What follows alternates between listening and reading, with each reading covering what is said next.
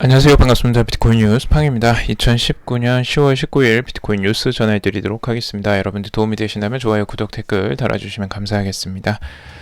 비트코인 지금 현재 데드크로스에 임박했다라는 분석가들의 분석들이 있는데요. 지금 6,000달러 선까지 하락 후에 강한 반등을 전망한다라는 분석이 있습니다. 지금 비트코인의 전망들이 대부분 그렇게 이제 호락호락하거나 좋은 분위기는 아닙니다. 단기적으로는 조정이 나올 가능성들을 좀 더 크게 보고 있는 전망들이 많은데요. 그 전망들 한번 살펴보도록 하고 여러분들의 판단을 내리시는데 조금 도움이 되시길 바라겠습니다. 그리고 투자에 관련된 정보들 참고사항일 뿐이고 조언이 아니니 투자하실 때 여러분들 스스로 꼭 판단하시고 결정하시길 바라겠습니다. 자, 우선은 비트코인 데드크로스 지금 임박했다라고 말을 하고 있는데요. 지금 트위터의 유명 암호화폐 애널리스트인 빅추니스라는 이제 닉네임을 쓰는 분이 분석을 한 내용입니다. 비트코인이 데드크로스에 가까워졌으며 가격이 크게 조정받을 수 있다라고 경고를 하고 있습니다. 데드크로스는 자산 가격이 단기 이동평균선이 장기 이동평균선을 뚫고 내려가는 것을 말하는 걸 이제 데드크로스라고 하죠. 단기 이동평균선이 장기 이동평균선을 상향 돌파하는 게 이제 골든크로스라고 하는데 그것은 이제 반대 개념이라고 보시면 되고, 보통은 데드크로스가 나오면 일반적으로는 약세 전환하고 있음을 나타내는 것으로 보고 있습니다. 그래서 골든크로스는 이제 자산시장의 상승 전환을 나타내죠. 근데 이번에 나오는 게 이제 데드크로스라고 지금 보고 있는데, 이 데드크로스가 U 데드크로스예요. 지금 이제 단기적으로 50일 이평선이 200일 이평선을 뚫고 내려가는 그런 이제 시그널이 지금 나오고 있죠. 곧 그 데드크로스가 나올 가능성들이 지금 이제 열려 있습니다. 그래서 과거에 골든크로스가 나왔을 때 이렇게 상승했던 것과는 반대로 데드크로스가 나오면 추가적인 하락세가 더 이어지는 형태가 나올 수도 있다라는 분석인 거죠. 그래서 이런 부분에 대한 염려를 지금 많이들 하고 있는데, 그게 그대로 똑같이 이어질지는 아직까지는 몰라요. 아직까지는 데드크로스가 정확하게 나온 시점은 아니니까 좀 더 지켜봐야 될 것 같고, 그 암호화폐 마켓 전문 애널리스트 조셉 영은 비트코인 가격은 6,000달러대까지 하락한 후에 강한 반등이 뒤따를 것이다 라고 전망을 하고 있습니다.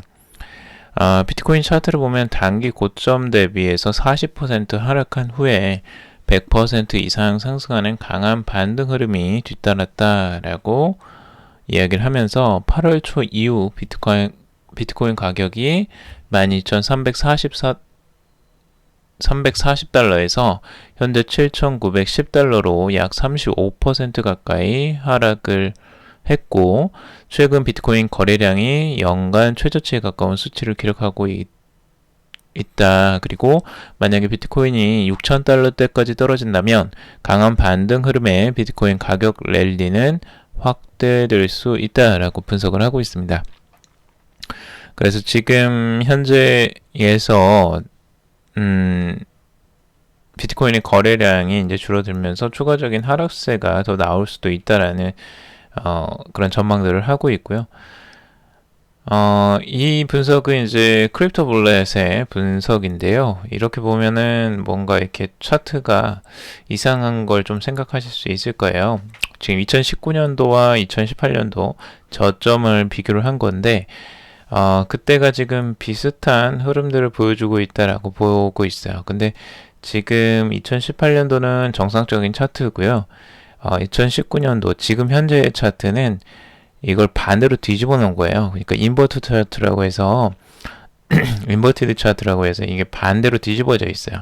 그래서 아까 말씀드린 52평선과 200일 이평선, 거기에 이제 데드크로스가 지금 출현해 나가는 과정을 반대로 봐본 거예요. 근데 그 차트가 굉장히 비슷하게 지금 흘러가고 있다라고 분석을 하고 있죠.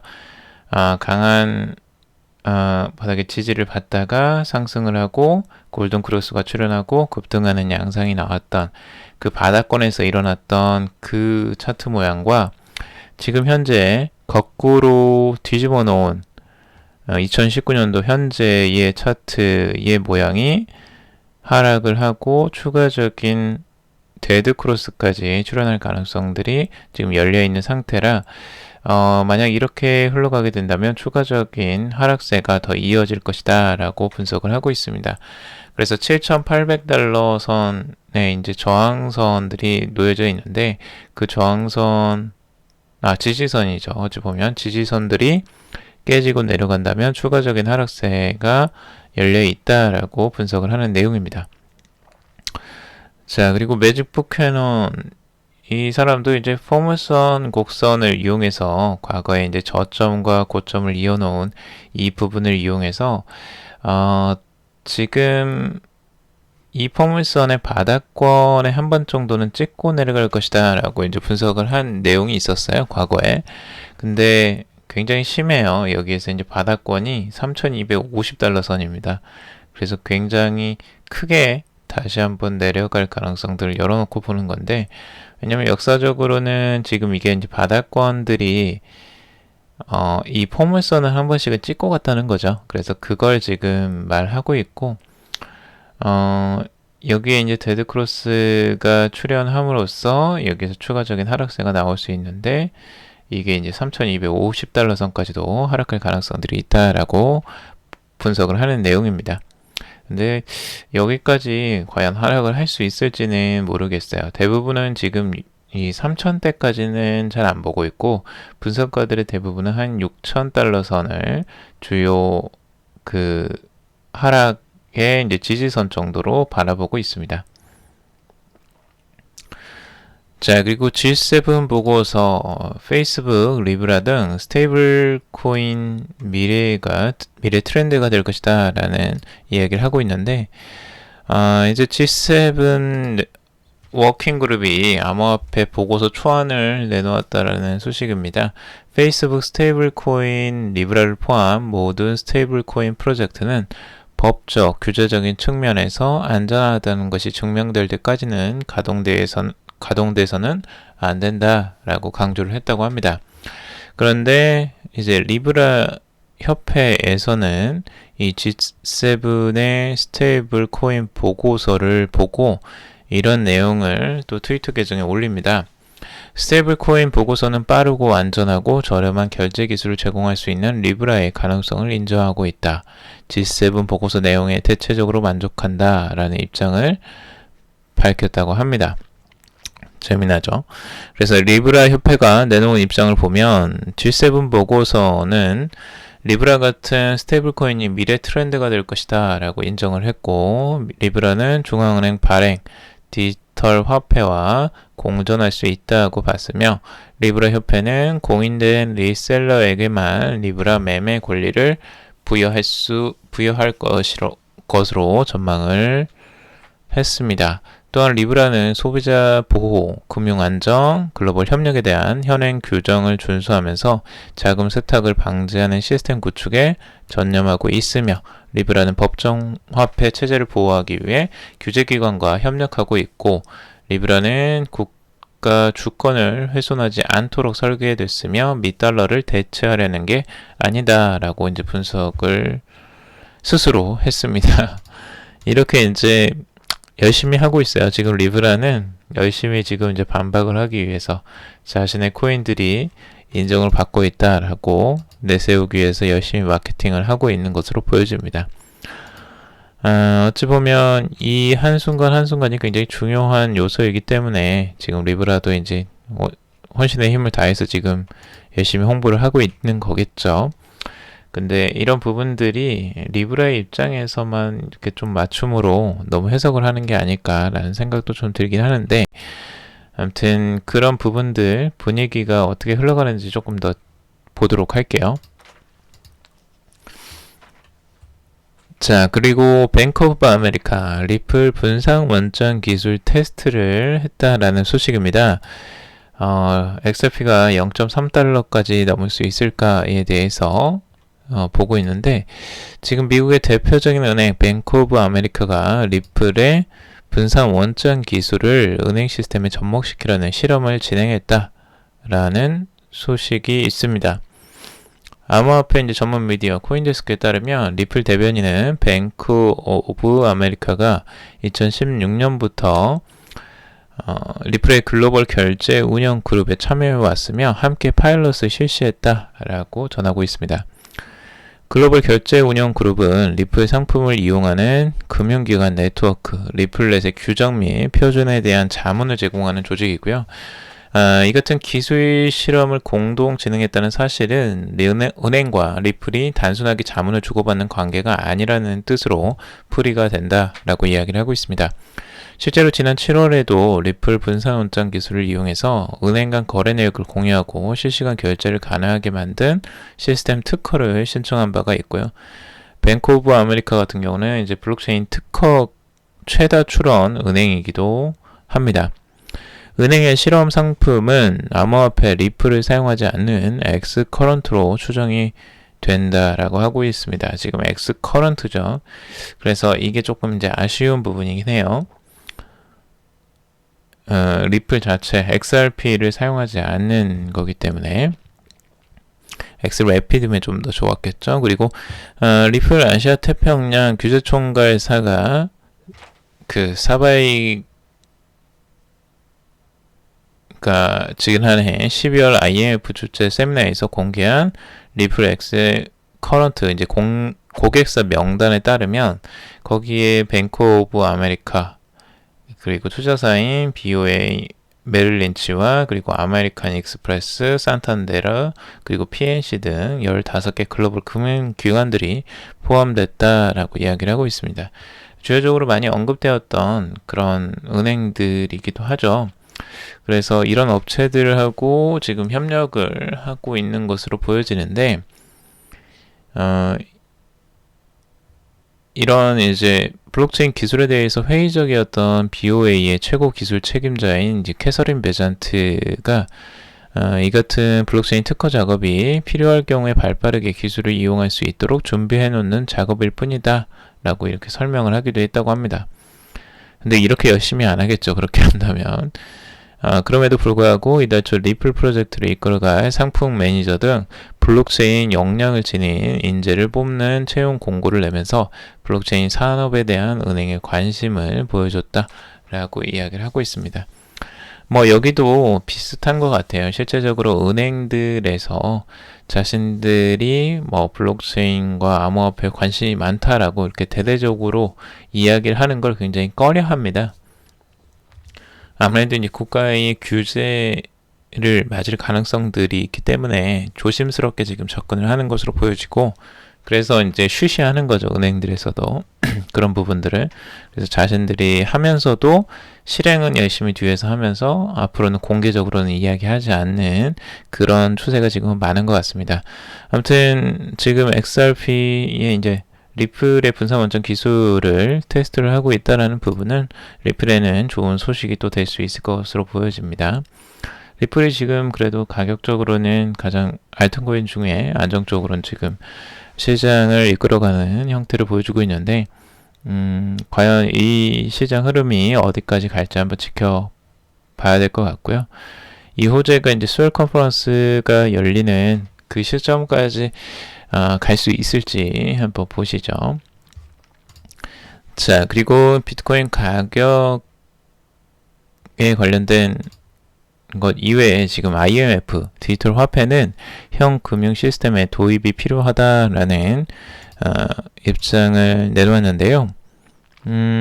IMF가 세계 각국의 재무장관 및 중앙은행 총재들이 모인 IMF 연례 회의에서 디지털 화폐는 이미 존재하며 현 금융 시스템에 도입될 필요가 있다라고 지적을 했다고 합니다. 그래서 이 부분들이 앞으로 지금 이제 각국의 혼란을 야기할 수 있다라고는 이야기를 하고 있어요. 그리고 적어도 디지털 화폐로 인해서 새로운 결제 시스템이 탄생할 것이다 라고 전하고 있습니다. 그래서 IMF는 상대적으로 디지털 화폐에 대해서 굉장히 긍정적인 입장을 가지고 있습니다.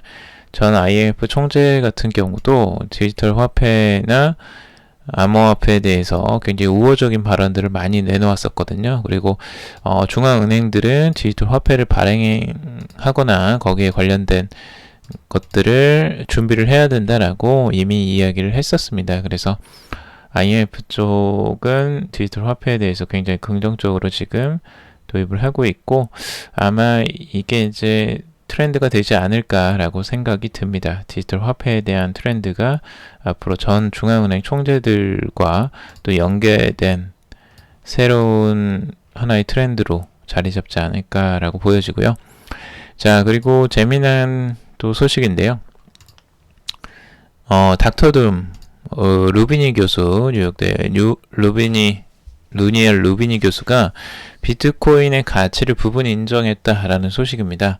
비트코인의 비관론자로 가장 대표적인 주자 중에 한 명이죠. 항상 비트코인을 싫어하는 것처럼 이야기를 했고, 사기다, 다양한 말들이 많았어요. 그래서 비트코인을 인정하지 않고 있었던 가장 큰 비관론자였는데, 그런데 항상 비트코인과 관련된 행사는 잘 찾아가셨던 정말 신기하신 분이었는데, 이분이 입장이 살짝 바뀌었어요. 지금 보면은 그 비트코인은 부분적으로 가치 저장 수단일 수 있다라고 이야기를 하고 있습니다. 그래서 비트코인은 부분적인 가치 저장 수단일 수 있지만 계좌단위나 결제 수단도 아니다. 올해 초 랠리에서도 불구하고 최고점 대비 60% 이상의 가치를 잃었기 때문에 별 진전이 없다고 본다라고 이야기를 하고 있죠. 본질적으로 이제 비트코인에 대한 부정은 계속 하고 싶은데, 비트코인이 워낙 이제 계속 전 세계적으로 이슈화가 되고 많이들 또 도입을 하고 있고, 은행들이나 이제 증권사도 나서서 지금 거래를 하겠다라고 하니까 이 분위기가 완전히 이제 조금씩 바뀌기 시작하는 거예요. 그리고 관점도 바뀌는 거죠. 비트코인이 완전히 사기라고만 생각을 했던 사람이 이제 비트코인의 가치를 인정하기 시작합니다. 그래서 이 가치 저장 수단으로서의 비트코인의 가치를 인정을 한 거죠. 그래서 그런 부분들이 지금 바뀌어간다. 그러니까 이게 일반적입니다. 일반적. 그러니까 어떤 사람이든 비트코인을 딱 보면 이거 가짜 아니야? 사기 아니야? 라고 처음에 생각을 하게 됩니다. 처음에는 누구나 그래요.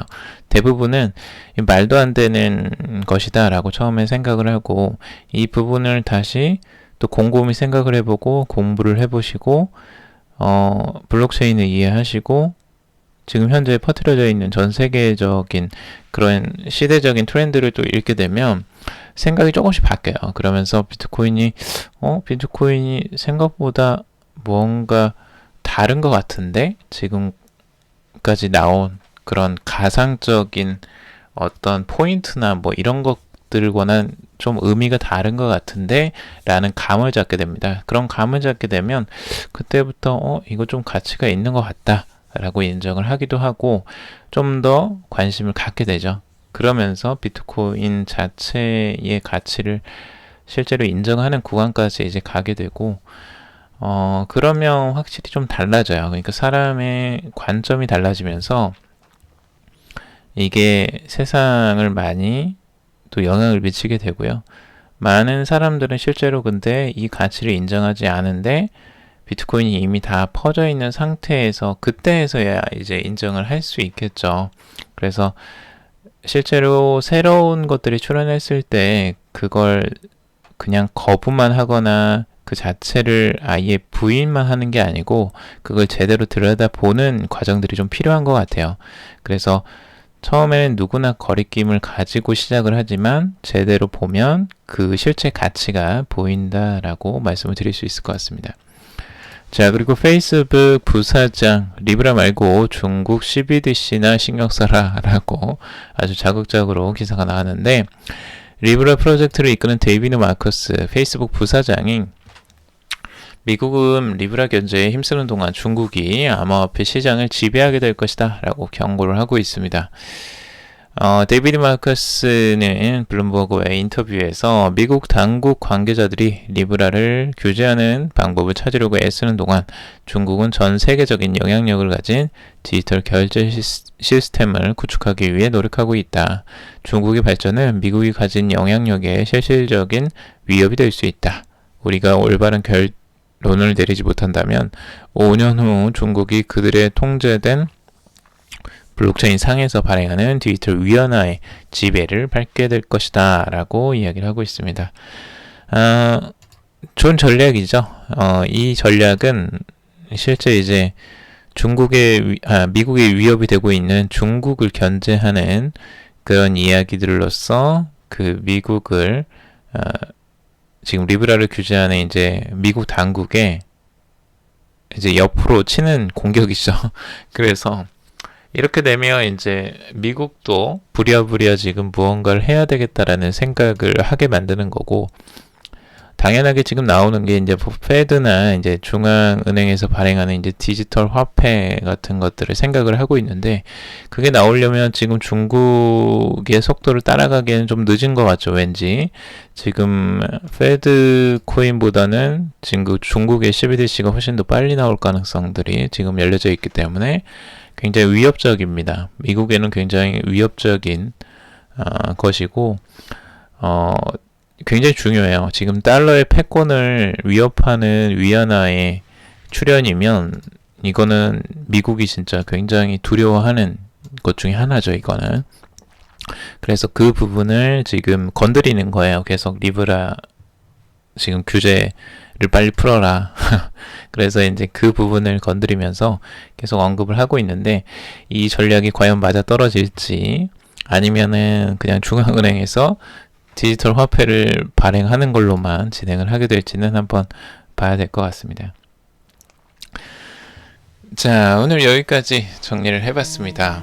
여러분들 좀 도움이 되셨길 바라고요. 도움이 되셨다면 좋아요, 구독, 댓글 달아주시면 감사하겠습니다. 그리고 투자에 관련된 정보들 참고사항일 뿐이고 조언이 아니니 투자하실 때 여러분들 스스로 꼭 판단하시고 결정하시길 바라겠습니다. 오늘도 즐거운 주말 보내시고요. 다음에 또 좋은 내용 가지고 찾아뵙도록 하겠습니다. 들어주셔서 정말 감사합니다.